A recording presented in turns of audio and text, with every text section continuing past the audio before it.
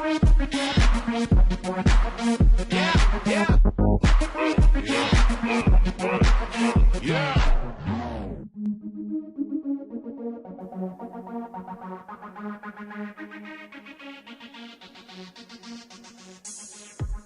et messieurs, bonsoir et bienvenue à THM sur le vif. Linda Chérie avec vous.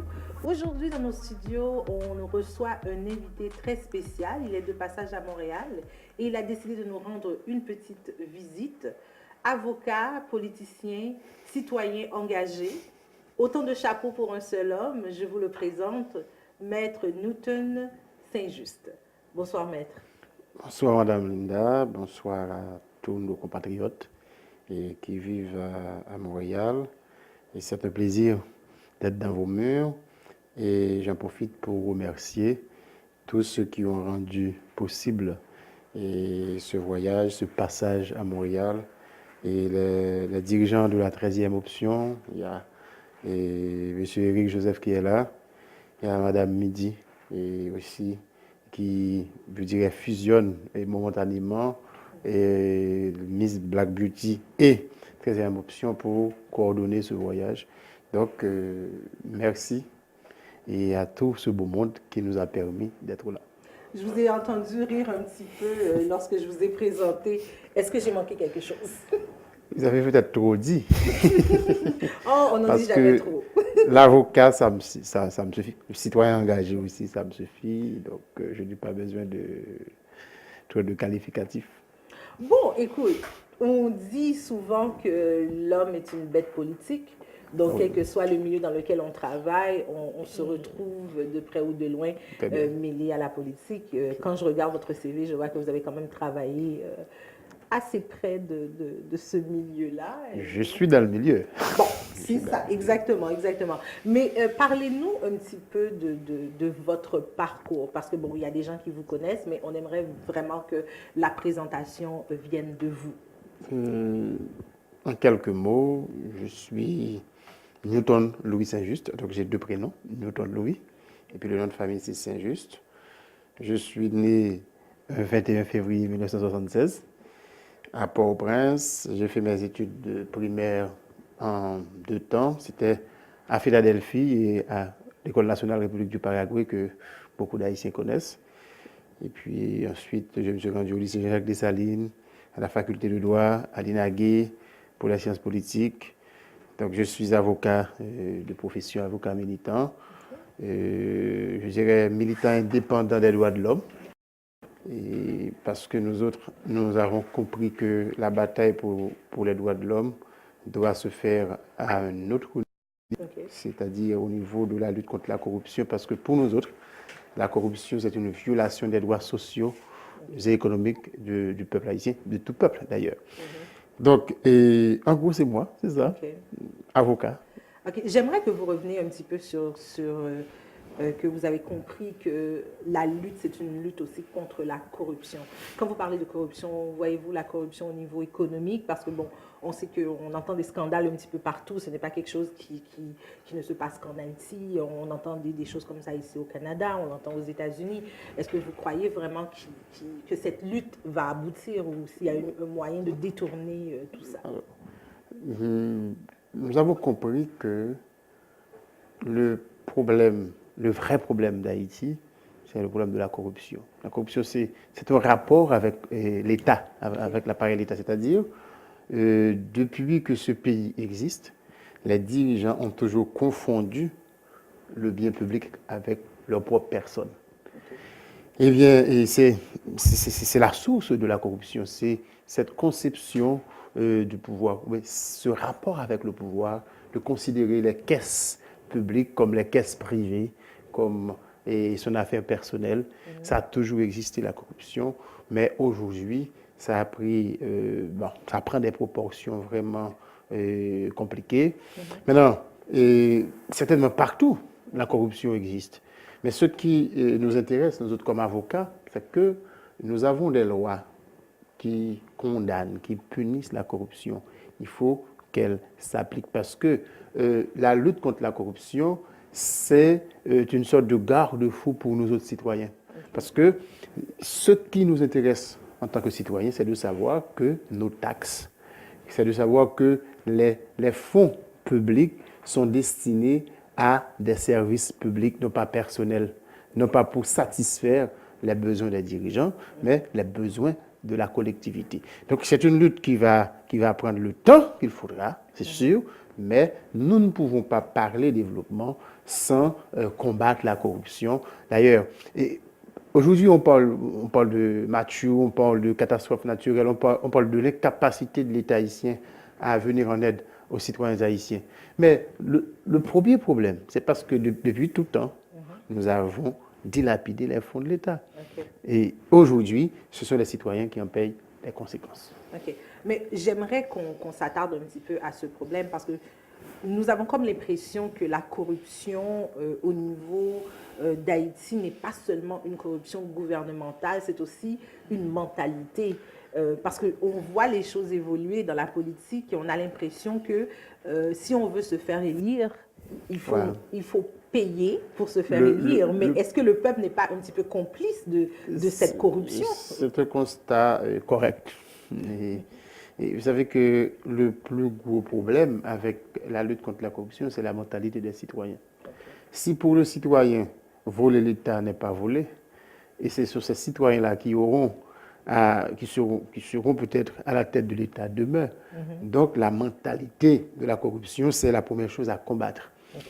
Mais ce n'est pas seulement au niveau des citoyens. Il faut dire que la corruption s'organise tellement bien qu'il n'y a pas seulement au niveau de l'État que cela existe. D'ailleurs, la corruption est une infraction plurielle. On ne peut pas faire de la corruption tout seul. Il faut qu'il y ait un corrupteur, un corrompu, etc. Maintenant, et on entend, par exemple, après le 2 janvier, le rôle de certaines ONG aussi dans la dilapidation des fonds qui étaient destinés aux victimes. Et aujourd'hui encore, on parle de l'incompréhension ou encore du manque d'efficacité, peut-être à dessein, de certaines ONG dans le cadre de l'aide aux victimes du cyclone Mathieu. Donc, il faut avoir une vue globale de la corruption. Les citoyens ont leurs responsabilités. Et le secteur privé a ses responsabilités, mais la première bataille doit être menée au niveau de l'application des normes, au niveau de l'application de la loi. Si nos juges se corrompent, si nos dirigeants se corrompent, eh bien, la machine de la corruption marchera toujours à cette vitesse. Maintenant, si nous parvenons à mettre en place des mécanismes de lutte efficace contre la corruption, si nous résolvons le problème à partir de l'exemplarité, il faut tracer des exemples. Tout ça, c'est le problème. C'est-à-dire, il faut tracer des exemples. Il faut que dans les annales judiciaires de ce pays, il soit inscrit que tel président, tel premier ministre, tel directeur général a été jugé et condamné parce qu'il a volé l'État. Il faut que ces exemples soient tracés une fois pour toutes. Bon. Le problème des ONG, on croit que c'est un problème en lui tout seul, que probablement on traitera à une autre occasion, parce que ça prendrait des heures, certainement. Pour revenir un petit peu à Haïti et la politique, la manière dont c'est perçu, la manière dont c'est vu, est-ce qu'il faut être élu à un poste politique pour pouvoir aider son pays? Pourquoi croyez-vous qu'il y a autant de citoyens haïtiens, par exemple, qui vont briguer la présidence? La première explication à ça, c'est qu'on n'a pas besoin d'occuper un poste électif pour aider son pays. Et ce pays vit grâce à l'aide de ses citoyens, de la diaspora, des Haïtiens qui sont en Haïti et qui sont en train d'aider, qui n'occupent pas forcément une fonction élective. Mais l'autre problème, nous vivons dans un pays où la politique est la seule activité qui existe vraiment. Et, par exemple, au Brésil, le Brésilien a le sport, la musique en dehors de la politique. Mais on dirait que la politique chez nous devient le sport national.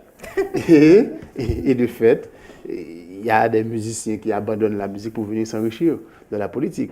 Et les exemples sont légion. Donc, il faut véritablement solutionner ce problème, mais c'est en éduquant la population. Parce que tout un chacun a le droit de se porter candidat, de faire de la politique, ça, c'est légitime. Maintenant, il appartient aux citoyens. Et ça va prendre du temps, il faut faire l'éducation des citoyens et pour cela.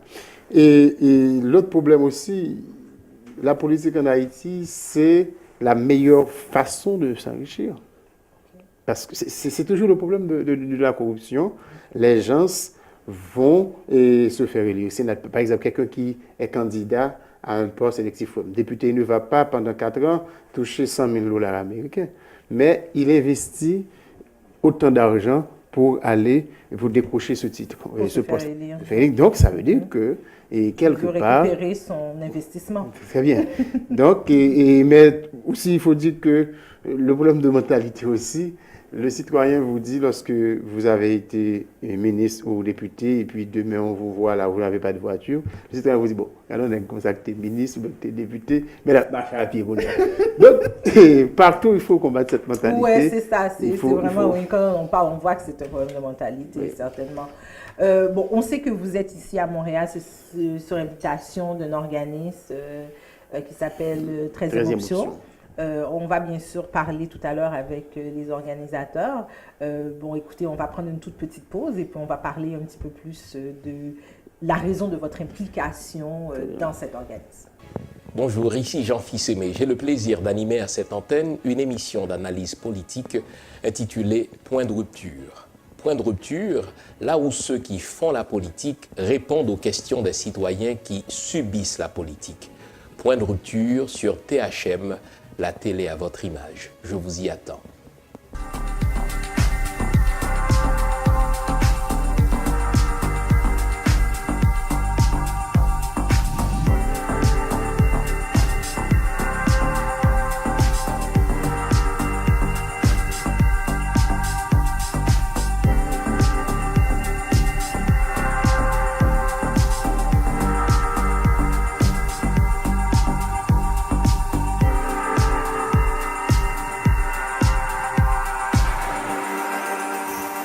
Amoureux de partout, vous qui êtes nostalgique des chansons d'hier à aujourd'hui, vous qui caressez l'amour au creux de votre cœur, je vous invite à savourer avec moi Voyage au cœur de l'amour. Voyage au cœur de l'amour où la romance est à son paroxysme, tous les dimanches soirs, avec votre serviteur Pierre Chesnel-Luisor sur la THM, la télé à votre image. Alors, mesdames et messieurs, je vous rappelle que vous êtes à l'écoute de THM sur le vif, Linda Chéri avec vous. Alors, pour la première partie, nous étions en compagnie de Maître Newton-Louis Saint-Just et en ce moment, je suis très bien entourée. Alors, on a avec nous une partie du CA de l'organisme 13e Option. Alors, j'ai à ma gauche Monsieur Pierre-Éric Joseph, qui est le président et cofondateur de l'organisme. J'ai aussi M. Michelson Monsanto, bonjour, qui est le directeur général et aussi cofondateur de l'organisme. On a Mme Laurette Midi qui va nous rejoindre un petit peu plus tard pour cette émission. Alors, messieurs, j'aimerais que vous nous parliez un petit peu de qu'est-ce qui vous a poussé à fonder cet organisme. C'était quoi la mission? C'est quoi la mission exactement que vous voulez accomplir? Merci beaucoup et bonjour Montréal, bonjour tout le monde.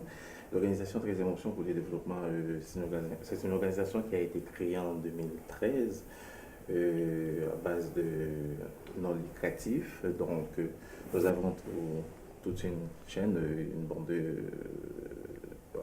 je peux dire que nos composants, il y a le président, le vice-président, Madame Laurette Midi, qui est notre cofondateur. Et puis, on a notre secrétaire général qui se trouve maintenant aux États-Unis, mais il vit en Haïti. Et puis, notre directeur général aussi. Donc, nous avons notre docteur Michelson. Et nous avons toute une équipe en bas en Haïti qui travaille avec nous. Donc, vous avez parlé de notre vision, notre mission. On est pour la réintégration j'ai bien dit, la réintégration des individus dans la société. Nous voulons vraiment, notre but, c'est de reconstruire la société haïtienne. Et nous voulons faire ça sur 13 points d'action, pas vrai, directeur? Oui. Vous pouvez parler des 13 points d'action? En fait, je vous dis bonjour Montréal, bonjour à vous tous. Je me présente d'abord. Je suis Michelson Monsanto, directeur général de la 13e option pour le développement. Je suis médecin, diplômé et licencié en Haïti. Rendu à Montréal, je détiens un certificat en gestion de santé et des services sociaux à l'Université de Montréal. Par la suite, j'ai décidé de rejoindre la 13e option en vue de travailler pour les gens les plus reculés de la société haïtienne. En fait, nous avons 13 champs d'action que nous avons travaillé dessus. Tout d'abord, nous avons l'éducation, la santé, l'environnement, la culture, la sécurité, l'énergie, l'agriculture, le sport, l'alphabétisation, les logements sociaux, les droits des enfants et de la femme, les valeurs familiales et surtout l'infrastructure. En fait, c'est ça. Si je peux ajouter quelque chose. Au moment où nous parlons, et c'est le but de mon passage à Montréal, c'est de sensibiliser la communauté haïtienne pour pouvoir venir en aide à nos compatriotes qui sont victimes là. Donc, les gens qui nous écoutent, s'ils ont accès à des médicaments, s'ils ont accès à certains vêtements, et tout ce qui peut aider, et ça, c'est le volet social des différentes missions ou bien objectifs de la 13e option. Donc, les compatriotes qui nous suivent là, et nous allons leur laisser un numéro, une adresse email, et ainsi, et si quelqu'un veut aider, c'est pas, nous ne voulons pas de l'argent. Ça, c'est sûr. Moi-même, je ne gère pas ça. Mais si des compatriotes qui nous écoutent là ont accès, ont des contacts pour nous aider à trouver des médicaments, surtout des antibiotiques, et c'est-à-dire pour pouvoir apporter les premiers soins à nos compatriotes qui sont actuellement exposés au choléra, une fois de plus. Il y a d'autres maladies, et le docteur Monsanto qui s'y connaît très bien, c'est que et après de si fortes pluies, eh bien, il y aura la recrudescence nécessairement du choléra et d'autres maladies encore. Donc, et pendant que nous y sommes, donc c'était important de faire ce point. Okay. Vous avez mentionné 13 champs d'action. C'est beaucoup. Est-ce que pour vous, il y en aurait un qui serait prioritaire dans votre champ d'action? Comme il a dit, c'est la santé. Effectivement, présentement, suite à la situation qui vient de passer en Haïti, dans Mathieu, on a pu constater que les gens sont les plus reculés, ils n'ont pas accès à la santé. Il y a des gens qui n'ont jamais vu un médecin de leur vie. Donc c'est pour ça que nous comptons à la fin de, disons, le mois de décembre, nous avons un projet de clinique mobile que nous comptons réaliser bientôt pour leur venir en aide. Ok, donc ça veut dire que vous, parce qu'on a l'impression aussi en Haïti que souvent le problème, pourquoi les problèmes se multiplient, c'est parce que l'aide est souvent centralisée, elle n'est pas décentralisée. Donc vous, est-ce que vous voyez la République en général ou vous avez une région particulière sur laquelle vous voulez vous concentrer? Parce que bon, quand on commence, c'est pas toujours facile de... Bon, présentement, nous visons Jérémy, le Grand Sud, le Grand Danse aussi, mais le Cain. Puis, mais généralement, c'est un projet que nous allons établir sur toute le département. Et pour le moment, la priorité, c'est la Grande Danse. Les régions les plus touchées. Oui, parce que, vous savez, après ce qui vient de se passer là avec Mathieu, le plus gros problème, c'est comment acheminer l'aide aux zones les plus reculées. Par exemple, après le 12 janvier, et tout s'était passé véritablement dans l'Ouest, c'était à Port-au-Prince, c'était plus facile d'accéder aux gens. Mais aujourd'hui, il y a des gens qui, si on ne s'organise pas, qui ne recevront jamais de l'aide. La présence, d'ailleurs, même avant le cyclone, l'État n'existait pas dans certaines zones. Donc, nous priorisons les zones les plus reculées. C'est pour cette raison aussi que nous travaillons avec un groupe d'étudiants de différentes facultés qui ont des parents dans ces zones-là et qui, aidés par leur jeunesse, et nous aiderons à avoir accès à ces gens. Et ce sont des jeunes qui sont des volontaires. Et c'est une véritable armée que nous avons au niveau des facultés qui attendent le support des compatriotes de la diaspora pour pouvoir aider nos compatriotes qui sont véritablement en danger. On veut revenir encore à cette question. On la pose à chaque fois qu'il y a une catastrophe naturelle en Haïti. Pourquoi autant de destruction? Pourquoi est-ce qu'il n'y aurait pas une solution à long terme à envisager justement pour éviter que ça se reproduise? Est-ce que c'est un problème? Il y a un problème de gestion de exactement ce que l'environnement. j'allais dire. Et depuis ma tendre enfance, par exemple, je savais entendre parler de OSAM. OSAM, c'était un organisme qui se chargeait de la construction à Mont-l'Hôpital, qui n'existe pas. Il y avait un ensemble d'institutions qui étaient là. Par exemple, la loi en Haïti interdit toute forme de construction au niveau du Mont-l'Hôpital. Mais aujourd'hui, les gens les plus riches, les plus réputés, construisent leurs maisons là-bas. Ça veut dire que nos rapports avec l'environnement, c'est des rapports tuatoires. Nous nous organisons de telle sorte que cet environnement nous mange. Nous n'avons pas conscience de l'importance de l'environnement. Et aujourd'hui, le monde, partout à travers le monde, on met l'accent sur la gestion de l'environnement, mais nous autres, nous continuons à détruire l'environnement. Et à chaque fois qu'il y a une catastrophe, c'est à ce moment-là qu'on se rend compte de l'importance de l'environnement et après, on continue dans les ornières séculaires. Okay. Donc, il faut d'abord cette prise de conscience, cette conscientisation, éducation, mais surtout, il faut de grands moyens. Oui. Par exemple, pendant ces 5 dernières années, on a le gouvernement haïtien avait comme priorité l'environnement. Et plusieurs millions de dollars ont été dépensés à travers l'achat de véhicules, mais pas d'infrastructures.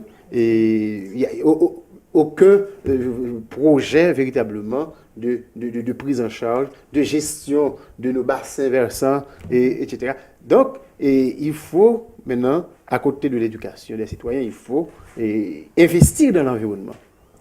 Au niveau d'éducation, parce que je m'adresse à vous deux, parce que vous êtes un petit peu plus actifs au niveau de l'organisme, parce que quand on parle d'éducation environnementale, ne devrait-on pas commencer par la jeunesse? Parce que si je me rappelle, il y a quelques années ici, c'est ma petite sœur qui a commencé à me sensibiliser à recycler. Parce qu'ils avaient commencé avec eux à l'école. Est-ce que vous prévoyez de faire ce genre de conscientisation au niveau des jeunes? Notre priorité, c'est la démocratisation de l'éducation haïtienne en Haïti. Et le problème qu'on a en ce moment, c'est on voit qu'il y a un grave problème d'alphabétisation en Haïti. Les informations ne passent pas, les informations ne circulent pas. Comme exemple, vous voyez ce qui se passait au cyclone Mathieu. C'est parce que les gens ne sont pas informés, manque d'informations. Mais s'ils ont une bonne éducation, le maître ou les professeurs, ils vont s'engager à l'informer. Quand vous parlez de démocratisation de l'éducation, est-ce que vous pouvez expliquer un petit peu en quoi ça consiste? Vous voyez, le système éducatif en Haïti est très complexe. Ils ont tendance à bloquer les jeunes au niveau même CEP. Si vous ne réussissez pas, vous êtes nul. Nous, on veut donner une chance aux jeunes d'aller beaucoup plus loin. Comme ici, le système canadien, pour nous, c'est vraiment favorable. Tout ce qu'on veut, c'est apporter au temps futur, d'amener le système canadien éducatif en Haïti pour voir est-ce qu'on peut marcher avec ça, qu'est-ce que ça va donner, donner la chance à tout le monde, même les vieillards, pourquoi pas. OK. Quand vous parlez du système d'éducation canadien, parce que même nous, ici, on se plaint des lacunes de notre système. Tout système a des lacunes. Tout système a des lacunes. Il y a lacunes et lacunes. Oui, je comprends un peu ce que vous voulez dire. Ça veut dire que vous voulez on veut améliorer le système, comme peut-être prioriser aussi l'enseignement technique. Oui, oui, c'est Par ça. exemple, Les avoir professions un métier- manuelles, par les exemple. professions manuelles, exactement. Valorisation des professions manuelles. Oui. Ok. Bon, en tout cas, c'est un gros projet Oui. et on vous souhaite Bonne chance. bon succès, bonne chance et bien sûr, on espère que les téléspectateurs qui nous écoutent vont quand même apporter leur soutien, que ce soit leur soutien au niveau des bras, s'impliquer. Parce Oui. qu'on a besoin de tout le monde. Hein, et ce ne sont pas seulement les étrangers qui doivent aller travailler pour Haïti. Amoureux de partout, vous qui êtes nostalgique des chansons d'hier à aujourd'hui, vous qui caressez l'amour au creux de votre cœur, je vous invite à savourer avec moi Voyage au cœur de l'amour. Voyage au cœur de l'amour où la romance est à son paroxysme, tous les dimanches soirs, avec votre serviteur Pierre Chesnel-Luisor sur la THM, la télé à votre image. De nos jours, le monde est un marché unique interrelié par la technologie de l'Internet. Si vous voulez vous faire connaître et faire reconnaître votre entreprise, beautéhaïtien.com, ce répertoire 2.0 qui met votre compagnie au diapason de la tendance multimédia du moment. Pour identifier rapidement une entreprise, découvrir un professionnel, peu importe son domaine d'activité, pour faire accroître votre visibilité, optimiser votre chiffre d'affaires, augmenter votre clientèle, maximiser vos bénéfices, beautéhaïtien.com, pour consommer et investir intelligemment. Beautéhaïtien.com, portail 2.0. Votre pub en un clic, son et image sans nuage pour une publicité à votre image. 438 880 74 02. Mesdames et messieurs, re-bienvenue à THM sur le vif, Linda Chérie avec vous. Alors, je vous rappelle que nous sommes en compagnie de Maître Newton-Louis Saint-Just. Nous sommes en compagnie du conseil d'administration de la 13e option, un organisme à but non lucratif qui a été fondé dans l'idée d'apporter son soutien, son support à la République d'Haïti. Et maintenant, nous a rejoint sur le plateau Madame Laurette Midi, que vous connaissez probablement déjà. Le plateau s'équilibre. Le plateau s'équilibre. Ouais. Ah oui, ça s'équilibre, c'est ça. Donc alors, elle est fondatrice de Miss Black Beauty, mais aussi membre fondatrice de cet organisme et vice-présidente de l'organisme. Alors, Laurette, parlez-nous un peu de la raison qui vous a poussé à vous impliquer dans la 13e option. Bonsoir Linda, bonsoir à toute l'équipe de la THM. Et je vous dis bonsoir aussi aux téléspectateurs et téléspectatrices de l'émission. En fait, Linda, tout le monde me connaît à Montréal dans le plan culturel et artistique. Cette fois-ci, oui, j'ai changé de chapeau. Changé de chapeau pour travailler pour mon pays que j'ai laissé depuis plusieurs années. Et je suis touchée par la 13e option, par tout ce que la 13e option est en train de faire sur le terrain. Et je précise, sur le terrain. Donc, il y a vraiment une très grande différence entre travailler à distance et de travailler aussi sur le terrain. C'est là où la réalité est. La réalité est vraiment en Haïti. Il faut être, comme disent les gens en Haïti, sur le béton. Donc, et voir l'encadrement que l'association apporte aux jeunes. Et je pense que ça a été me chercher parce que aussi à Miss Black Beauty, nous travaillons aussi avec des jeunes femmes. Et cette fois-ci, nous travaillons avec des jeunes femmes et des jeunes hommes pour vraiment améliorer, apporter quelque chose à la jeunesse, apporter quelque chose à notre pays. Et ce n'est pas pour autant dire que nous avons eu 13 champs d'activité. Ok.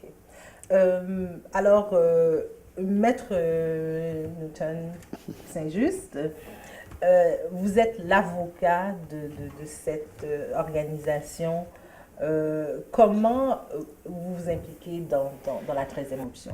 Quel est votre rôle en tant que tel dans tout ça? Alors, je pense que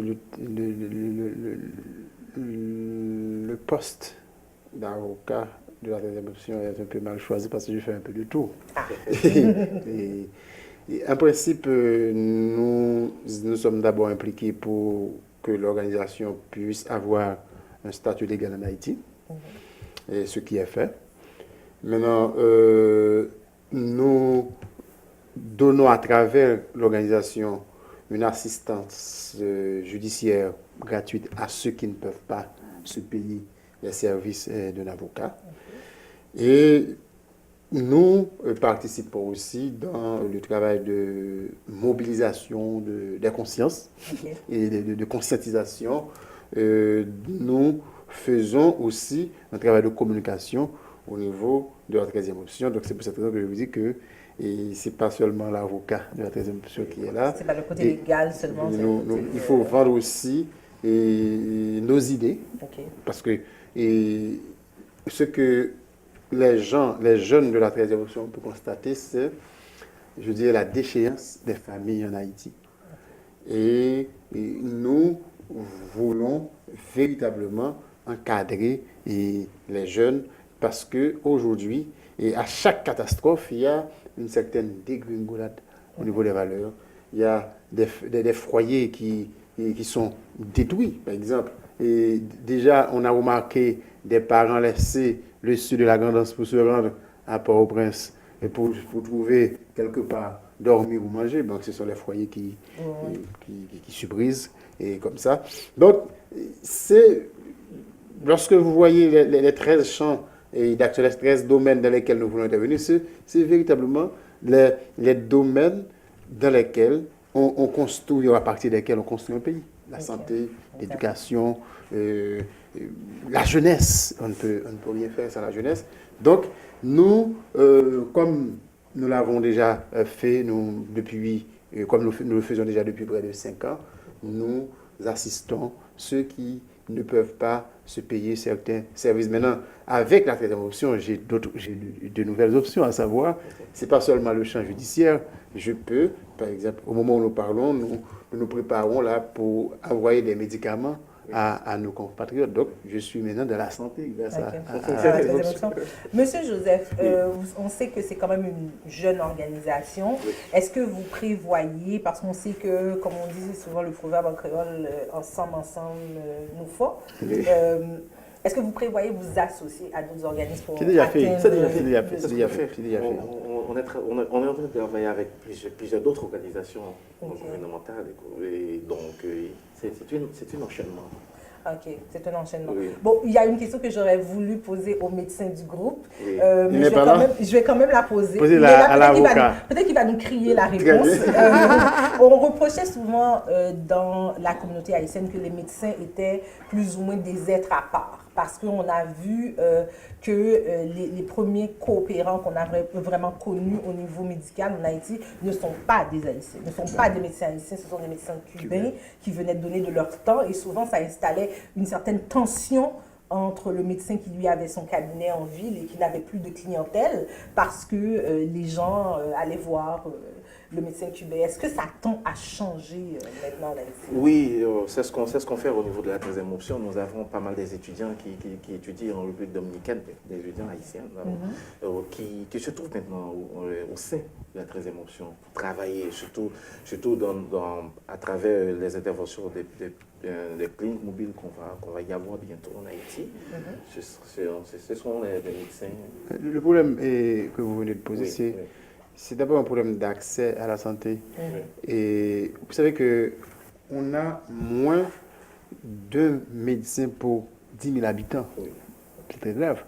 Maintenant, l'exemple cubain ou la coopération cubaine, elle est vraiment amère, mais nous sommes obligés de vivre avec cette réalité en attendant que nous ayons beaucoup plus de médecins.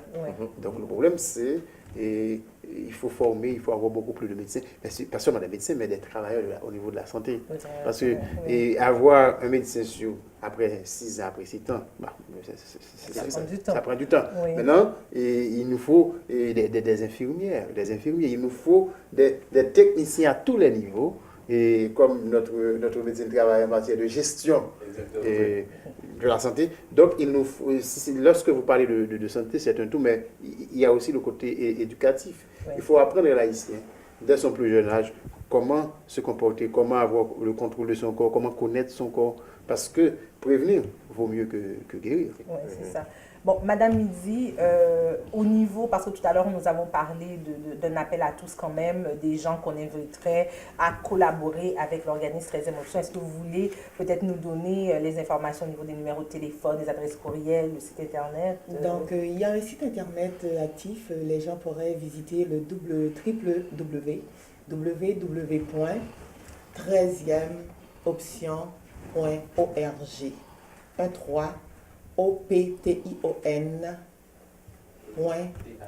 13e, 13th option.org. Aussi, les gens peuvent appeler au